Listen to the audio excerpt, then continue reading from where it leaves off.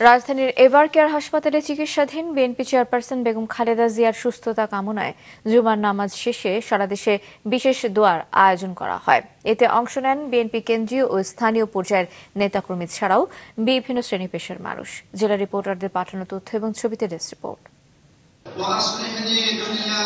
কেন্দ্রীয় কর্মসূচির অংশ হিসেবে সারা দেশে সকল মসজিদে জুমার নামাজ শেষে বিএনপি চেয়ারপারসন ও সাবেক প্রধানমন্ত্রী বেগম খালেদা জিয়ার দ্রুত রোগ মুক্তি কামনায় দোয়া ও মিলাদ মাহফিলের আয়োজন করা হয়।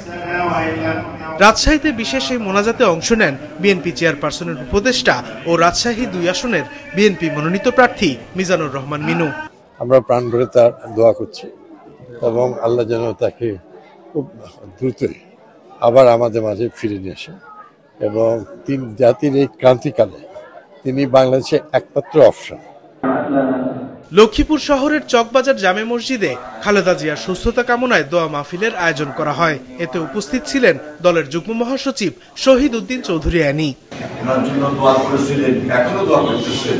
আমি সবাইকে অনুরোধ করব আল্লাহ তাআলার কাছে যেন আমরা সবাই মিলে দোয়া করি, আল্লাহ তাআলা আমাদের সুস্থতা দান করেন। একইভাবে খাগড়াছড়ির পুলিশ লাইন জামে মসজিদে দোয়া মাহফিলে অংশ নেন বিএনপির নেতাকর্মীরা। 3 বারের প্রধানমন্ত্রী উনি খুবই অসুস্থতার যে যাতে মুক্তি পায়, রোগ মুক্তি কামনা করে আমরা সারা বাংলাদেশের ন্যায় খাগড়াছড়িতেও আমাদের এই পুলিশ লাইন মসজিদে আমরা দোয়া করেছি।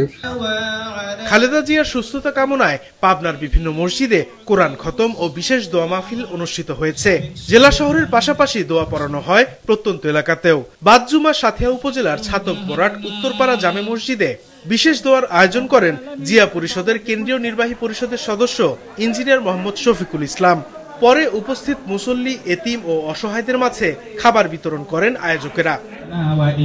এর আগে গেল রাতে দিনাজপুরের বিরলে উপজেলা বিএনপির কার্যালয়ে বিশেষ দোয়া মাহফিলের আয়োজন করা হয়। বেগম খালেদা জিয়ার জন্য শুধু বিএনপির নেতাকর্মীরা না, আমি জানি সাধারণ মানুষ এবং এমনকি অন্যান্য দলেরও যারা অন্যান্য দল করে তারাও মনে প্রাণে তিনার জন্য দোয়া করছেন। দেশনেত্রী বেগম খালেদা জিয়ার সুস্থতার জন্য দোয়া করা হয় বান্দরবান, যশোর, ব্রাহ্মণবাড়িয়া, মানিকগঞ্জ, ময়মনসিংহ, জামালপুর, নোয়াখালী ও হিলিতে। সাদেকুর রহমান সিদ্দিকী, মাছরাঙ্গা, নিউজ ডেস্ক।